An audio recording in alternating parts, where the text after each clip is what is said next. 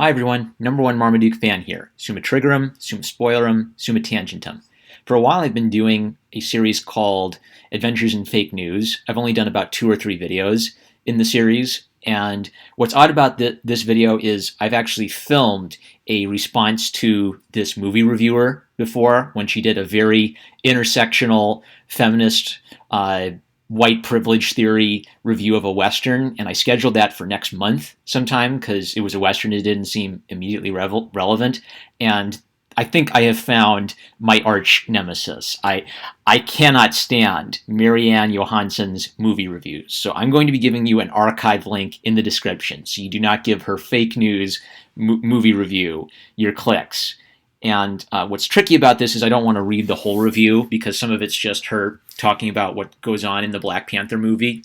But I think this is too perfect an illustration of the woke, white, liberal elitists' politics informing how they watch movies and how they think about movies. So in some ways, I'm kind of late to the boat on this. Sargon of Akkad has done a video. Diversity in Comics has done a video. We've all seen the Twitter drama from black nationalists about how they love Black Panther. I think I've seen what I think are far more convincing arguments that if Black Panther has a politics, well, let's see. He wants strong, tightly controlled borders. Check. He has a big old wall around Wakanda. Check. He loves his nation of Wakanda, so he's a nationalist. Check. Seems like my kind of guy. Seems like the kind of guy I would dig. But what we're going to see in MaryAnn Johanson's review is essentially politics first. The personal is political. Her political beliefs are informing the kind of stories that she gets excited about. So I'm going to be doing my millennial voice, by the way. Sorry, but there is no way I can read this without a millennial voice coming into my mind. So even if I tried not to do a millennial voice, I'd start slipping into it naturally. Wakanda forever. It's patriotic sentiment, a battle cry for warriors, and maybe it would be a slogan of Wakanda's tourism board if it welcomed visitors. So this is kind of a nice, jokey way of acknowledging the nationalistic themes of a character like Black Panther. And I'm going to skip the next couple paragraphs because that's just her summing up, Prince T'Challa, here's what happened in Captain America Civil War. What's going to be important is when we get down here, the rest of the planet believes Wakanda to be a backward country of subsistence farmers, but it is the most advanced nation on Earth. That beautiful skyline, an architectural wonder of uniquely African design, is but the first taste of Black Panther's gorgeous vision of what humanity might achieve. A society dedicated to science and progress, to peace and equality. And the fictional, fantastical Wakanda is also a harsh condemnation of reality. Imagine if we hadn't f***ed up Africa. Imagine if Africa hadn't been subjected to brutal colonialism, its resources and even its people stolen and exploited for the profit of others. How much have we lost? How much human potential has been squandered? How can you not cry at the thought of that? What she is explicitly saying is what's sad about this movie is the imaginary world without white European colonialism and the magnificent utopian society of Wakanda that could have been. And she's crying over something. Wakanda does not exist, and she's crying over how Wakanda illustrates her theory of white privilege theory and colonial theory. So this is an explicitly elitist, white progressive theory of life and philosophy of history. And it is making her emotionally invested in a movie that is... I haven't even seen this movie. I wait months to even bother with these movies. I read the comics, and there is a healthy dose of fake geek girl to this, talking about the comics because he's a comic book character, but I am very suspect that a person with this worldview could read comic books like Black Panther because the original idea of the Black Panther character is inherently problematic from a feminist perspective. A strong masculine male running around saving people and going on adventures. I do not believe that MaryAnn Johanson spends money on such problematic, anti-feminist, toxically masculine stories. So let us continue. Comic books are often power fantasies. There's the tell. Power fantasies, male power fantasies, patriarchal power fantasies, fascist fantasies. No one who... Sorry, guys, I got on one of my legendary tangents, and I had no way how to transition that. So I'm just going to cut that out, put it at the end. I'm going to contain the tangents at the end of the video where no one watches them. And I'm actually going to finish reviewing this movie review before I start talking about every other unformed half-baked theory I've got. So, continuing, comic books are often power fantasies, and Black Panther is the biggest, boldest one yet to make the transition to movies. This person does not read comic books. This person has never read a Black Panther comic book in her life, and I know this because from the perspective of her worldview, Black Panther adventure stories are inherently problematic and inherently feminist. A man going on adventures using violence to save women.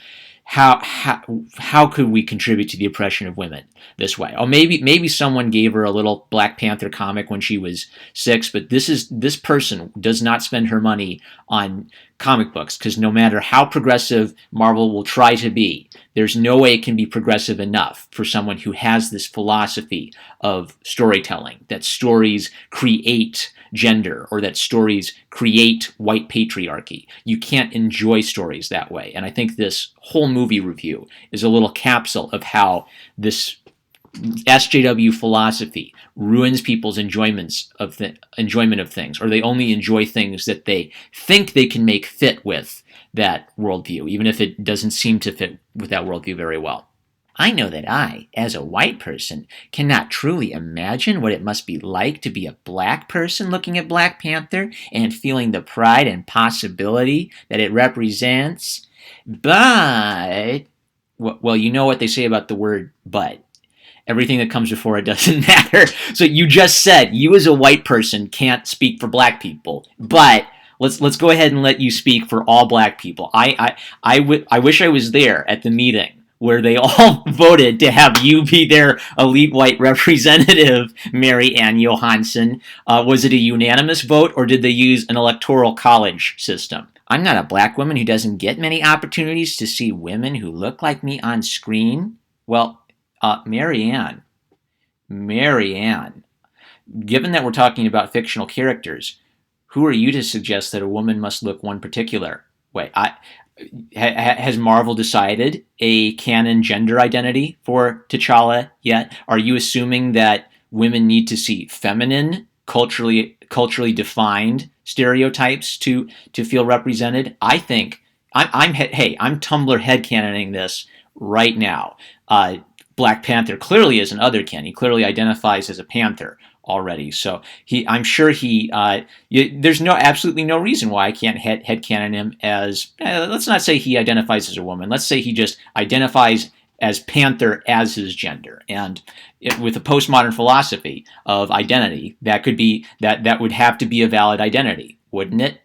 You can't even talk about things like women feeling represented without assuming things like women and men exist in reality, MaryAnn. So very problematic. Oh, great, I lost my spot. So she's talking about how she identifies with how black women must not feel represented on the big screen.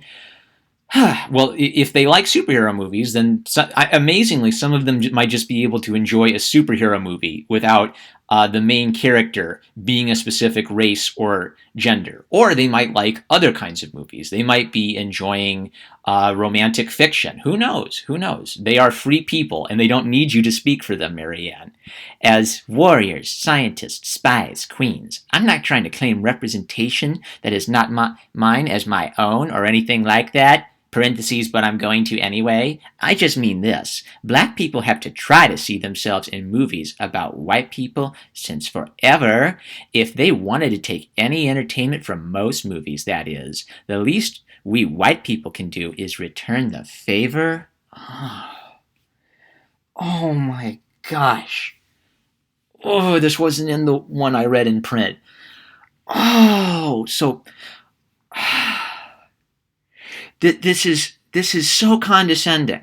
MaryAnn, you're telling all black people how to feel when they go to a movie, and you are putting them on a tiny little four-corner stool that you've written the word victim on. And now you're bemoaning the sorrows of these people not being able to go to a movie and have a black lead in the movie. Oh, man. Has it occurred to you, MaryAnn, that black dudes might like to go to see Tony Stark blowing stuff up, and they might really dig that?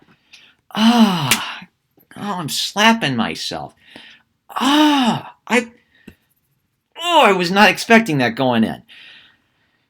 It's not like that's at all difficult with Black Panther. This is a profoundly, powerfully badass exploration of all the things we love comic book stories for. You are a fake geek girl. You have not bought a Black Panther comic book with your own money in your life, MaryAnn Johanson. As T'Challa, Chadwick Boseman, takes up the mantle of leadership of his people, he makes discoveries about his father. Blah, blah, blah. Killed in a terrorist attack. Oh, Suma spoiler him, by the way. I'm sure anything from the movie might be spoiled in this review. I've got to get better at that. I've told you after the spoilers could have occurred. It's all positively Shakespearean. MaryAnn, a dead, white, male, presumably cis, poet from colonial Britain. You are comparing the Black Panther movie to William Shakespeare. MaryAnn Johanson. Check your white privilege. They can't live consistently. You cannot live consistently or be happy with this worldview, because if you put your intersectional feminist lenses on, you can always find it. Everything is sexist, everything is racist, everything is homophobic, everything is transphobic. As long as anyone can plop these glasses on, they can always find something to be outraged about. So, we've established that MaryAnn Johanson is a racist for referencing Shakespeare and daring to compare the wonder of Black Panther to William Shakespeare.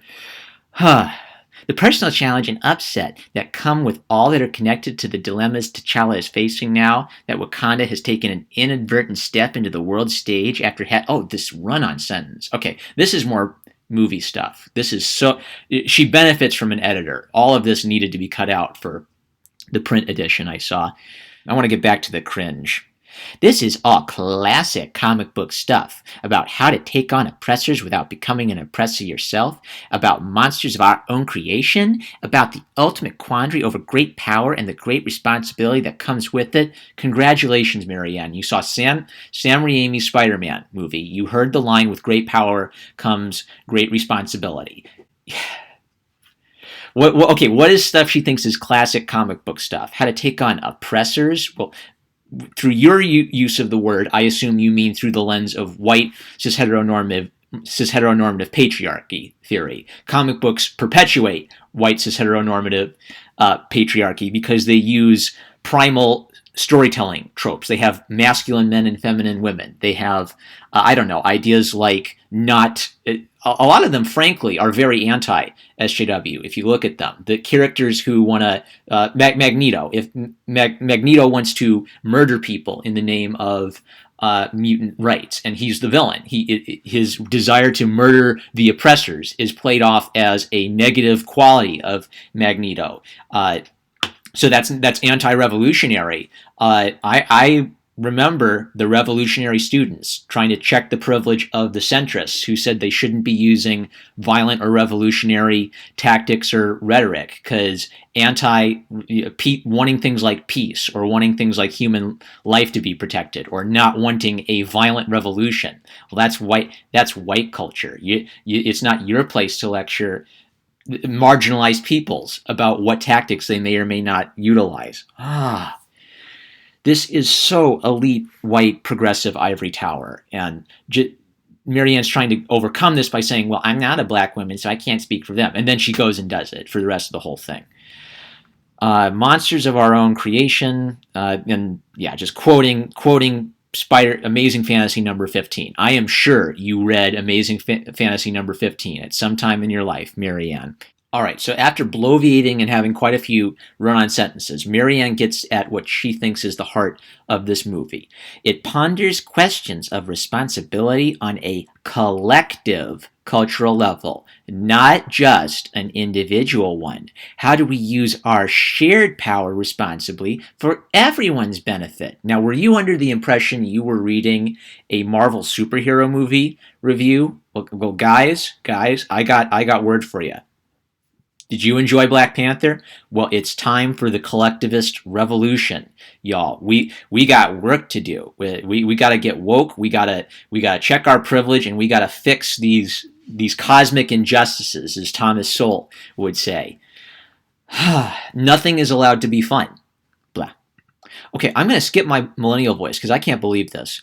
I would suggest that anyone who thinks politics doesn't belong in comic books has willfully blinded himself, oh, you assume a male, to what comic books have been about since the beginning. But you can still ignore everything else about Black Panther and just enjoy it as spectacle. Oh boy. Well, yeah, a lot of these superhero movies have spectacle in them, but there is within progressive art theory this whole set of discussions about spectacle, and it's kind of viewed as this capitalist reinforcement of, I don't know, the patriarchy or whatever. Spectacle is what the state uses to keep the stupid masses in tow. So when I keep hearing these buzzwords, yes, there's a way in which they make sense in the context of what is being written, but I always wonder how much has this person read of this sort of weird postmodern visual aesthetic theory stuff, because I hear her using buzzwords that I've seen before, and when I see things like that, it makes me more committed to getting serious on this channel. This is kind of a goofy channel where I just talk about things that are on my mind and work through things by thinking out loud about them, but I'm kind of continually coming to the conclusion that these things need to be talked about, and that lots of people are interested in social justice, but it's this visual social justice theory that I just keep hearing the echoes of it, and I want to know why. Why do I keep hearing the echoes of weird postmodern art in movie reviews of a Marvel movie that I should just be enjoying as a fun action story, maybe with some very general themes of good and evil? But sorry, guys, another tangent.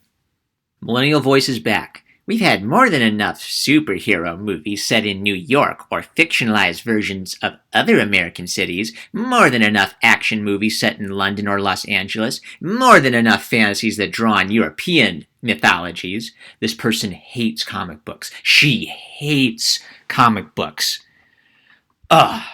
Because it's exhilarating to get a movie this deeply resonant, this deeply humanist, this deeply universal, that springs from another culture and another tradition. This was made by Jack Kirby and Stan Lee. This character, you moron!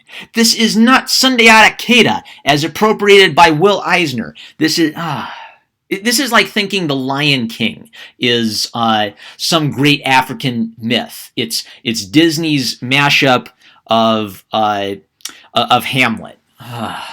Black Panther is amazingly Western uncentric. Apart from a brief scene in a London museum, the rest of the film takes place in Africa and Asia. I don't believe this. I'm just going to finish this. As T'Challa himself says here, in times of crisis, the wise build bridges. That's a Nigerian proverb, though here perhaps masquerading as a Wakandan one.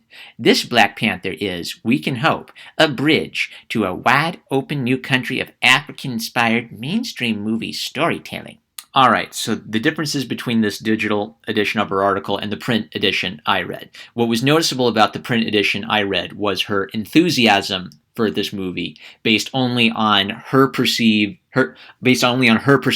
of the black politics within it. So this comes across in the longer version of her review, which I'm guessing was adapted into the fake news publication I read. But oh, this is sad. I've made fun of MaryAnn Johanson, but I feel for her, because her reason for feeling excited about this fantasy superhero story is based on how she can reinterpret it through a intersectional feminist lens. There is no fun. There's no enjoyment. The only enjoyment you can get out of life is to try to take a fantasy story, manipulate it into something else, and then virtue signal your love of diversity to everyone based on it, while displaying ignorance of the character. Talking about the Black Panther story as if I'm sure she's not so stupid as to think that Black Panther is an African folkloric tale, but when she talks about it like that, that suggests that she doesn't really have much concern or connection with the history of this character and the history of Marvel Comics in the American publishing scene in New York. It's stupid to throw shade at New York superheroes and then 30 seconds later praise Black Panther as an exception to that. That's the stupid tell. And then the reason I know that she doesn't read these comics is the antipathy she expresses towards superhero stories set in Europe or set in New York or set in American-like cities like Gotham City or Metropolis. Yet she will talk about comic bookiness in the most superficial way to try to, I think, appropriate people's love of comic books and love of these characters to advance her intersectional feminist. It's not even a philosophy. There's nothing coherent here. There's nothing to dig into or respond to here. It's just being willfully ignorant for the state of being willfully ignorant. And I am never, ever going to stop fighting this nonsense. I'm #1 Marmaduke fan. I love you guys. Catch you later.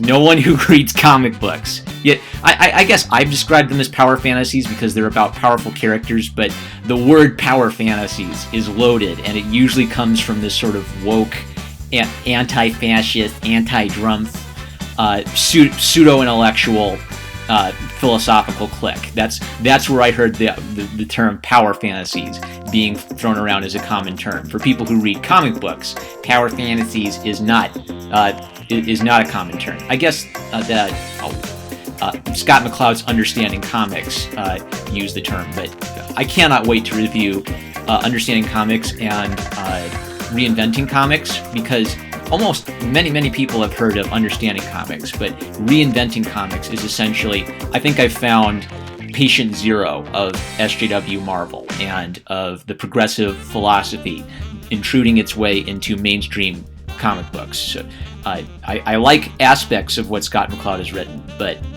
I'm blaming him. I'm laying a large share of the blame on him for this sort of SJW philosophy creeping its way into the popular media. But that's another video for another day.